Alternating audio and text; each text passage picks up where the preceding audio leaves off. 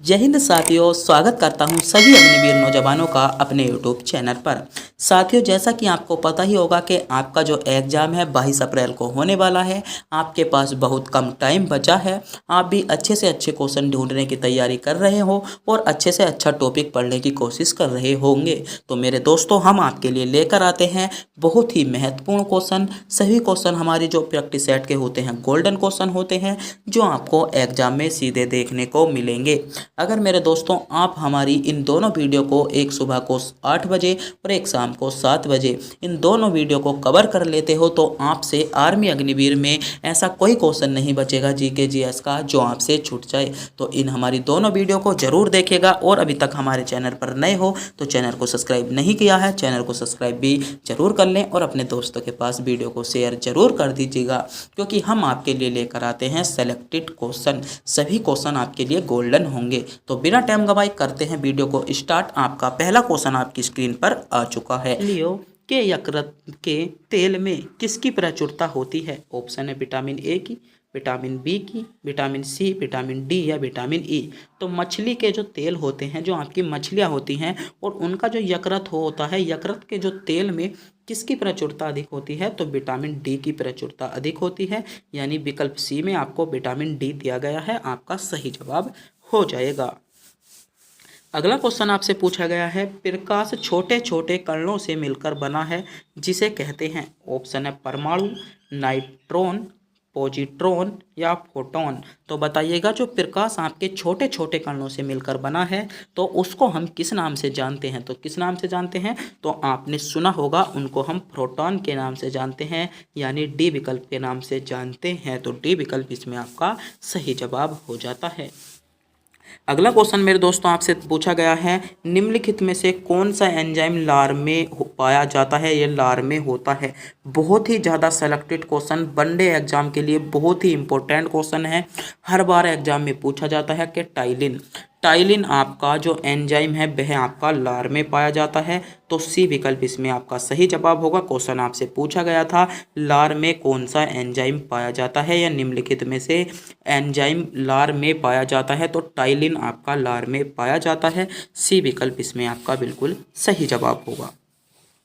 अगला क्वेश्चन मेरे दोस्तों आपसे पूछा गया है, जनसंख्या वृद्धि से आर्थिक विकास की गति, ऑप्शन है आपके सामान्य रहती है, तीव्र हो जाती है, मंद हो जाती है या कुछ भी नहीं होता। बताइएगा, जनसंख्या वृद्धि के कारण जो आपका आर्थिक विकास है, जो आपका आर्थिक विकास है उसमें क्या परिवर्तन हो जाता है? तो मेरे दोस्तों, जब आपकी जनसंख्या वृद्धि होगी तो और जो उसमें आर्थिक विकास की गति में क्या हो जाएगी?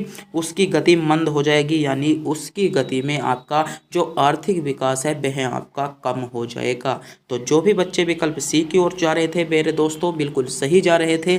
मेरे देश के अग्निवीर नौजवानों, आपका इसमें सी विकल्प बिल्कुल सही जवाब होने वाला है। अगला क्वेश्चन आपसे पूछा गया है, बहुत ही ज़्यादा सेलेक्टेड क्वेश्चन है, रजत क्रांति का संबंध किससे है? ऑप्शन है मांस उत्पादन से, अंडा उत्पादन से, कोयला उत्पादन से या झींगा मछली उत्पादन से। बताइए, इंपॉर्टेंट क्वेश्चन है रजत क्रांति। तो मेरे दोस्तों, रजत क्रांति का संबंध आपका किससे हो जाता है? तो रजत क्रांति का जो संबंध हो जाएगा वह आपका अंडा उत्पादन या इसमें आपका बी विकल्प की ओर जा रहे सभी बच्चों का जवाब बिल्कुल करेक्ट जवाब होगा। अंडा उत्पादन को लगाने में आपको कोई भी दिक्कत नहीं होगी। अगला क्वेश्चन आपसे पूछा गया है, भारत में सबसे ऊंचा बांध भाखड़ा नांगल बांध किस नदी पर बना है? ऑप्शन है झेलम नदी, सतलज नदी, गोदावरी नदी या ब्यास नदी। बताइए, भारत का जो सबसे ऊंचा बांध है भाखड़ा बांध, भारत का सबसे ऊंचा बांध किस नदी पर बना है? तो बताइए, इंपॉर्टेंट क्वेश्चन है, क्वेश्चन आपसे पूछा जा सकता है, एग्जाम में आपको देखने को मिलेगा। तो कौन सी नदी पर बना है? तो मेरे दोस्तों, सही जवाब होगा सतलुज नदी पर बना है। कौन सी नदी पर? सतलुज नदी पर बना है, यानी बी विकल्प इसमें आपका सही जवाब होगा। अगला क्वेश्चन देखते हैं, इंपॉर्टेंट क्वेश्चन है, क्रिप्स मिशन भारत कब आया था? इंपॉर्टेंट क्वेश्चन है, बताइएगा, इंपॉर्टेंट क्वेश्चन है, सोचिएगा समझिएगा। विकल्प आपके सामने है। क्रिप्स मिशन 1940 में आया था, 1942 में आया था, 1946 या 1947। तो बताइएगा मेरे दोस्तों, क्रिप्स मिशन भारत में कब आया था? क्वेश्चन आपसे पूछा गया है। तो मेरे देश के अग्निवीर नौजवानों, बताइएगा क्रिप्स मिशन भारत कब आया था? तो जिन बच्चों ने भी या जिन मेरे देश के अग्निवीर जवानों ने ने विकल्प बी यानी 1942 को चुना है कि क्रिप्स मिशन वर्ष 1942 में आया था, वह बिल्कुल सही चुना है, यानी बी विकल्प इसमें आपका करेक्ट जवाब होगा जिन बच्चों ने विकल्प बी को चुना है। अगला क्वेश्चन आपसे पूछा गया है, सिनेमा के पर्दे पर किस प्रकार का प्रतिबिंब बना होता है? ऑप्शन है आभासी प्रतिबिंब बनता है, वास्तविक प्रतिबिंब बनता है, दोनों या सभी कथन सत्य हैं। बताइएगा, सिनेमा के पर्दे पर जो आपका सिनेमा का पर्दा होता है उस पर आपका किस प्रकार का प्रतिबिंब बना होता है, यह क्वेश्चन मेरे दोस्तों आपसे पूछा गया है। तो बताइए, तो इसमें जो आपका सही जवाब होगा, सिनेमा का जो आपका प्रतिबिंब बना होता है वह आपका वास्तविक प्रतिबिंब बना होता है। किस पर? सिनेमा के पर्दे पर आपका वास्तविक प्रतिबिंब बना होता है, यानी बी विकल्प इसमें आपका सही जवाब होगा जिन बच्चों ने विकल्प बी को चुना है। अगला क्वेश्चन देखते हैं। अगला क्वेश्चन मेरे दोस्तों पूछा गया है, प्रवासी भारतीय दिवस किस तिथि को बनाया जाता है? ऑप्शन है 9 फरवरी को, 8 मार्च को, 9 जनवरी को या 4 जनवरी को। बताइएगा, प्रवासी भारतीय दिवस इम्पोर्टेंट क्वेश्चन है, कई बार एग्जाम में क्वेश्चन पूछ भी लिया गया है कि प्रवासी भारतीय दिवस आपका जो बनाया जाता है वह आपका 9 जनवरी को बनाया जाता है, यानी सी विकल्प की ओर जा रहे सभी बच्चों का जवाब बिल्कुल करेक्ट जवाब होगा जिन भी मेरे देश के नौजवानों ने विकल्प सी यानी 9 जनवरी को चुना है। अगले क्वेश्चन की बात करें। अगला क्वेश्चन आपसे पूछा गया है, कार्बन का कौन सा अपरूप अधिक कठोर होता है? ऑप्शन है ग्रेफाइट, हीरा, कोयला या कागज। तो बताइए, कार्बन का अपरूप, जो कार्बन का अपरूप जो अधिक कठोर होता है तो कौन सा होता है? तो इसमें आपका सही जवाब हो जाएगा हीरा आपका अधिक कठोर होता है, यानी बी विकल्प इसमें आपका सही जवाब होगा जिन बच्चों ने विकल्प बी को चुना है। अगला क्वेश्चन दोस्तों आपसे पूछा गया है, निम्नलिखित में से एक कौन सा केंद्र शासित प्रदेश नहीं है? ऑप्शन है पांडुचेरी, गोवा, लक्षद्वीप या दमन व दीप। बताइएगा, इनमें से आपका केंद्र शासित प्रदेश कौन सा नहीं है, यह क्वेश्चन आपसे पूछा जा रहा है। बताइएगा मेरे देश के अग्निवीर नौजवानों के, इनमें से आपका कौन सा केंद्र शासित प्रदेश नहीं है। और अभी तक हमारे चैनल पर नए हो मेरे दोस्तों, चैनल को सब्सक्राइब नहीं किया है तो चैनल को सब्सक्राइब जरूर कर दें। बताइएगा, इनमें से केंद्र शासित प्रदेश कौन सा नहीं है? तो मेरे दोस्तों, गोवा आपका केंद्र शासित प्रदेश नहीं है, गोवा आपका राज्य है। क्या है? गोवा आपका एक राज्य है, केंद्र शासित प्रदेश नहीं है, यानी बी विकल्प इसमें आपका सही जवाब होने वाला है।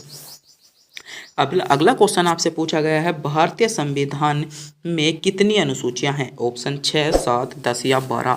तो बताइए, भारतीय संविधान में कुल कितनी अनुसूची आपकी हो जाएंगी?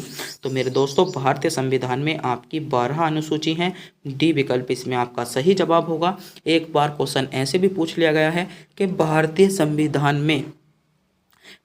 संविधान में मूल अनुसूचियां कितनी थीं? तो भारतीय संविधान में जो मेरे दोस्तों मूल अनुसूचियां थी वह आपकी 8 अनुसूचियां हैं। क्वेश्चन आपसे पूछ लिया जाए भारतीय संविधान में कितनी अनुसूचियां हैं, तो आपकी 12 अनुसूचियां हैं। अगर पूछ ली जाए मूल अनुसूची तो आपकी 8 अनुसूची हो जाएंगी। अगला क्वेश्चन देखते हैं। अगला क्वेश्चन मेरे दोस्तों आपसे क्या पूछा गया है। अगला क्वेश्चन आपसे पूछा गया है, भारत का कौन सा राज्य शक्कर का कटोरा कहलाता है? ऑप्शन है आपके सामने है, आंध्र प्रदेश, तमिलनाडु, हिमाचल प्रदेश या उत्तर प्रदेश। तो सोचिएगा, समझिएगा, विकल्प आपके सामने है। भारत का ऐसा कौन सा राज्य है जो आपका शक्कर का कटोरा कहलाता है? तो बताइएगा, शक्कर का कटोरा आपका कौन सा राज्य कहलाता है? तो शक्कर का कटोरा जो कहलाता है मेरे दोस्तों आपका क्या कहलाता है? उत्तर प्रदेश आपका शक्कर का कटोरा कहलाता है। तो भारतीय इसमें आपका जो जवाब होगा डी विकल्प बिल्कुल करेक्ट जवाब होगा। अगला क्वेश्चन मेरे दोस्तों आपसे पूछा गया है, इनमें से कौन नवीनीकरण ऊर्जा है? ऑप्शन है कोयला, सौर ऊर्जा, प्राकृतिक गैसें या पेट्रोल। बताइए, इनमें से नवीनीकरण ऊर्जा, तो नवीनीकरण ऊर्जा का जो उदाहरण हो जाएगा वह हो जाएगा आपका सौर ऊर्जा, यानी बी विकल्प जिन बच्चों ने चुना है सही चुना है, बी विकल्प आपका करेक्ट जवाब हो जाएगा। अगला क्वेश्चन बहुत ही ज़्यादा इंपॉर्टेंट क्वेश्चन है, बहुत ही ज़्यादा सेलेक्टेड क्वेश्चन है। इस क्वेश्चन को नोट करेंगे आप, 4th स्टार इस क्वेश्चन को दे रहा हूँ। परमवीर चक्र का गठन किस वर्ष किया गया था, या परमवीर जो चक्र था उसका गठन आपका किस वर्ष किया गया? ऑप्शन है 1949 में, 1950 में, 1952 में या 1954 में। तो मेरे देश के नौजवानों बताइएगा, मेरे देश के अग्निवीर नौजवानों, आपसे क्वेश्चन पूछा गया है परमवीर चक्र से संबंधित।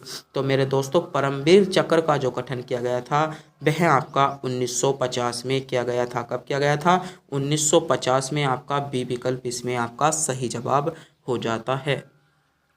अगला क्वेश्चन आपसे पूछा गया है, अंतर्राष्ट्रीय श्रम संगठन का मुख्यालय कहाँ पर अवस्थित है? ऑप्शन है रोम, वियना में, न्यूयॉर्क में या जिनेवा में। तो बताइए अंतर्राष्ट्रीय श्रम संगठन।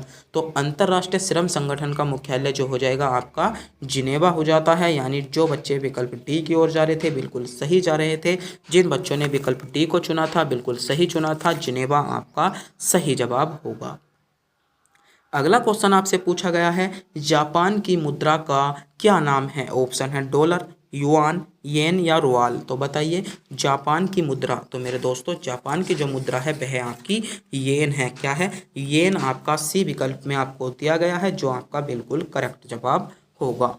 अगला क्वेश्चन देखते हैं। अगला क्वेश्चन आपसे पूछा गया है, उच्च न्यायालय में न्यायाधीशों की नियुक्ति कौन करता है? ऑप्शन है राज्यपाल करता है, राष्ट्रपति, प्रधानमंत्री या मुख्यमंत्री। तो उच्च न्यायालय, बात उच्च न्यायालय की गई है, ना कि उच्चतम न्यायालय या सर्वोच्च न्यायालय की बात नहीं की गई। तो उच्च न्यायालय मतलब आपके जो हाई कोर्ट होते हैं, हाई कोर्ट में न्यायाधीशों की नियुक्ति कौन करता है, यह क्वेश्चन आपसे पूछा गया है। तो मेरे दोस्तों हाई कोर्ट में जो न्यायाधीश होते हैं उनकी नियुक्ति आपका राष्ट्रपति करता है। तो राष्ट्रपति इसमें आपका बिल्कुल करेक्ट जवाब होने वाला है।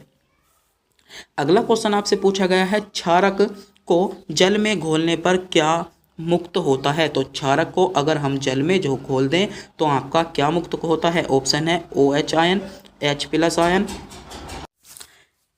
दोनों आयन या कोई आयन नहीं। तो बताइएगा क्षारक को जल में घोलने पर तो मेरे दोस्तों आपसे मुक्त जो होते हैं वे होते हैं OH- आयन। यानी ए विकल्प की ओर जा रहे सभी बच्चों का जवाब बिल्कुल करेक्ट जवाब हो जाएगा, जो भी बच्चे विकल्प ए की ओर जा रहे थे। अगला क्वेश्चन मेरे दोस्तों आपसे पूछा गया है, निम्नलिखित में से कौन ऊर्जा हेतु कोशिकीय ईंधन होता है? तो ऊर्जा हेतु कोशिकीय ईंधन मेरे दोस्तों आपका कौन होता है? तो इसमें आपका जो सही जवाब होने वाला है वह आपका होने वाला है कार्बोहाइड्रेट। मेरे दोस्तों कार्बोहाइड्रेट आपका ऊर्जा हेतु कोशिकीय ईंधन माना जाता है। यानी जिन बच्चों ने विकल्प ए को चुना है बिल्कुल सही चुना है। ए विकल्प की ओर जा रहे सभी बच्चों का जवाब बिल्कुल करेक्ट जवाब हो जाता है। अगला क्वेश्चन बहुत ही ज़्यादा इंपॉर्टेंट क्वेश्चन है, तराइन का प्रथम युद्ध किस किस के बीच हुआ था?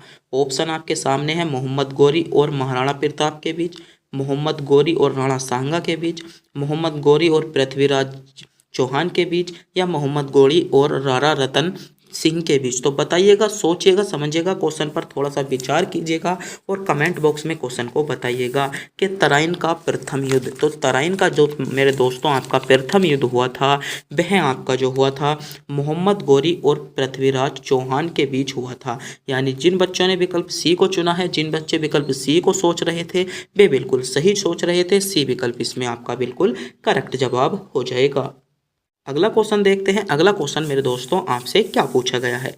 अगला क्वेश्चन आपका है, शैवालों की कोशिका भित्ति किसकी बनी होती हैं? ऑप्शन आपके सामने है, विकल्प आपके सामने है। बताइएगा कमेंट बॉक्स में इस क्वेश्चन का जवाब बताइएगा कि आपके जो शैवाल होते हैं और शैवालों की जो आपकी कोशिका भित्ति बनी होती है वह आपकी सेल्यूलोज की बनी होती है। किसकी? सेल्यूलोज। यानी डी विकल्प की ओर जा रहे सभी बच्चों का जवाब बिल्कुल करेक्ट जवाब हो जाएगा।